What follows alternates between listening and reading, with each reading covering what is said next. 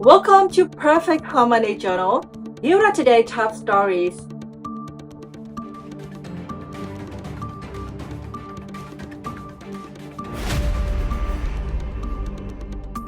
Russia's defense ministry claims its forces have taken control of the villages of Serebryanka and Mykolaiivka in Ukraine's Donetsk region.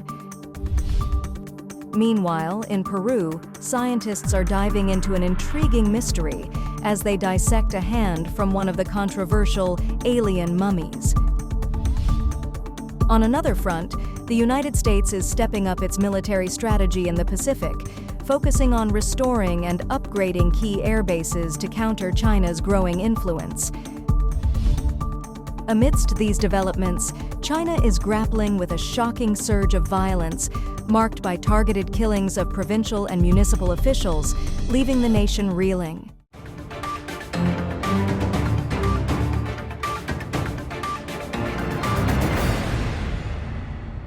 On Wednesday, October 23rd, Russia's defense ministry announced that Russian forces has captured the villages of Serebryanka and Mykolaiivka in Ukraine's eastern Donetsk region.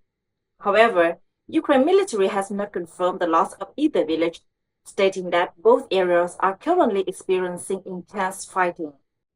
According to the Ukrainian blog Deep State, Ukrainian troops are facing significant challenges in defending Selidov, which is located southwest of Mykolaiivka. Capturing Selidov could facilitate a Russian advance toward Pokrovsk. In response to recent developments, the Ukrainian General Staff announced that its forces successfully repelled all 12 Russian attacks near Serebryanka, located just inside the northern border of the Donetsk region. Heavy fighting continues as Russian troops push towards Pokrovsk, a crucial logistical town. Earlier reports from Russian military blogs indicated that fighting was also taking place around Selidov, as well as in three other towns, Kurakov and Hernik to the south, and Toretsk to the northeast.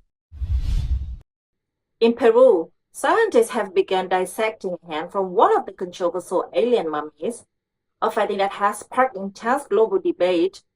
These specular specimens, known as the Nazca pterodactyls, have raised questions about their origin. Are they genuinely extraterrestrial? Dr. Jose Zalz Benitez said, "It is a very complex metal alloy that requires special knowledge and techniques to achieve such quality and purity. We found elements like aluminum, silver, and copper, among others."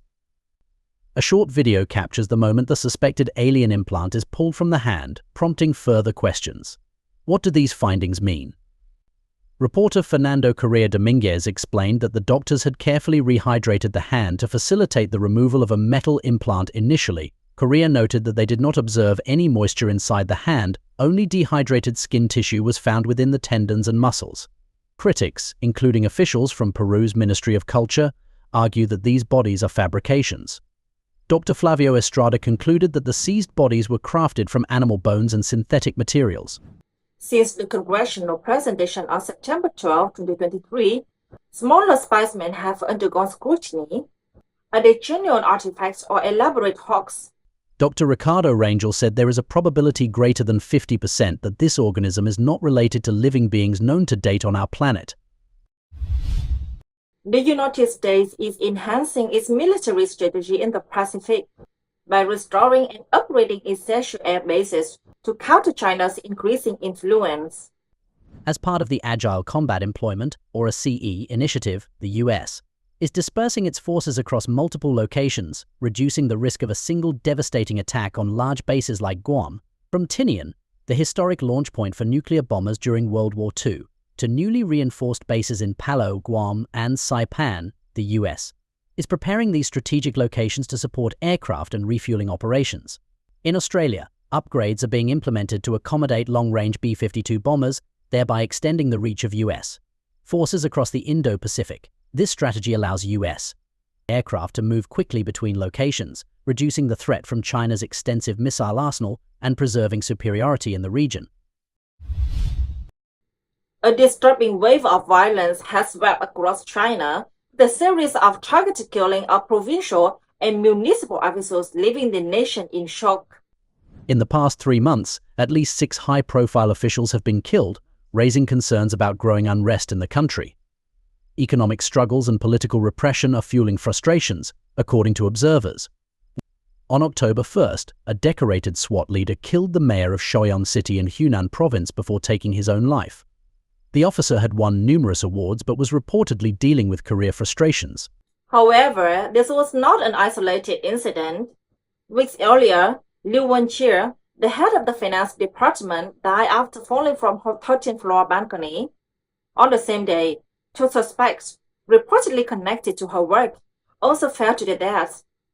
In August, a local bank chairman was stabbed to death in Hebei province, and a disgruntled litigant murdered a judge in Henan province.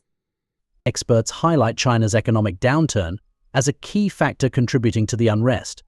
Job losses, a growing debt crisis, and increasingly fragile social safety nets have left many people feeling overwhelmed. As tensions rise, more individuals feel trapped and see no way out. Chen Weijian, a Chinese dissident, notes that this desperation leads some to take their own lives, while others react with acts of retaliation against society.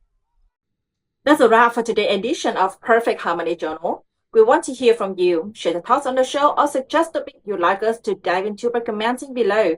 Thank you for watching, and we look forward to seeing you again soon.